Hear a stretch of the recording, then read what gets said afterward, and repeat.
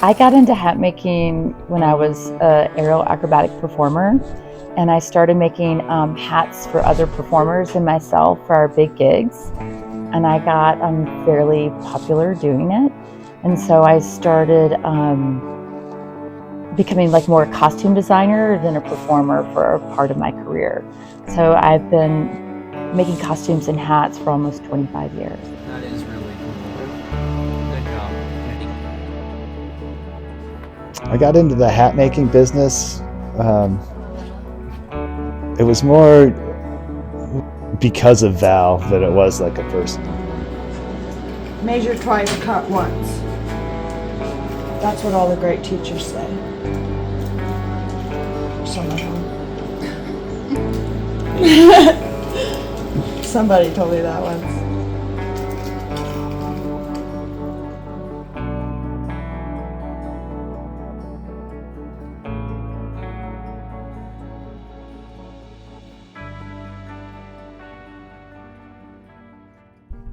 I got involved with working with cancer patients because I had cancer. So in February of 2024, I was diagnosed with bladder cancer, and I started going for treatments in the Front Range at UC Health. And so as I was sitting around waiting for my turn to be whatever procedure they were going to do on me, mostly surgeries, I got to listen to a lot of other cancer patients, and I heard mostly women talk about their hair loss and how isolated they felt, and their physical form was changing in the process. And I just kept thinking, I can make hats for these people and make them feel better. And I think it was really close to my heart because I understood how they felt. So when I wrote the grant for Hats for the C Word, it was coming from such an authentic place. Like, I just knew it would hit. I just knew that it would hit and I'd get support doing it. And it's been such a rewarding piece for my healing and my cancer process to bond with actually all people, men and women, all people, and hear their stories and share stories with them. And I got to build amazing community that was otherwise hard to find just on my own.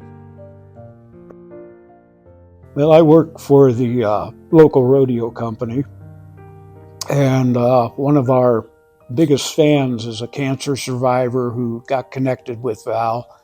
And then Pam, our rodeo director, called me and said, "Hey, would you be willing to talk to Val and be on film, talk about your experience with cancer?"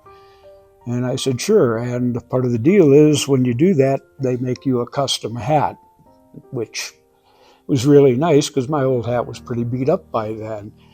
So that's how I got hooked up with Val.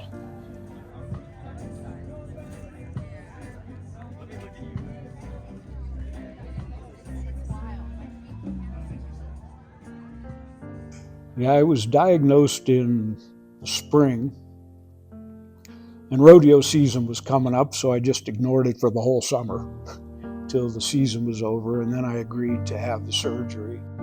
My personal experience with all this was, it was like, okay, no big deal. I've been hurt worse.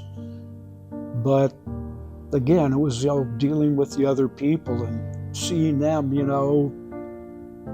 even talking to a guy, in a room next door who had basically given up. And so that's kind of why I like to keep speaking about it and talking to people about it. I think it just, I don't know that it changed me, but it maybe gave me a little more empathy for people who, now that I understand what it does to your mind, I can actually understand why people do what they do to try to cure it. It sort of became like, oh, how can I make something out of this? Because we had the blocks and we had the materials, and I had some knowledge, but not much. And then, so I started just sort of playing around with it with what she showed me. And then I also took a course up in Salt Lake City, and this was during the pandemic, so we had a lot of time on our hands, obviously. We bought more equipment and just started making more and more things.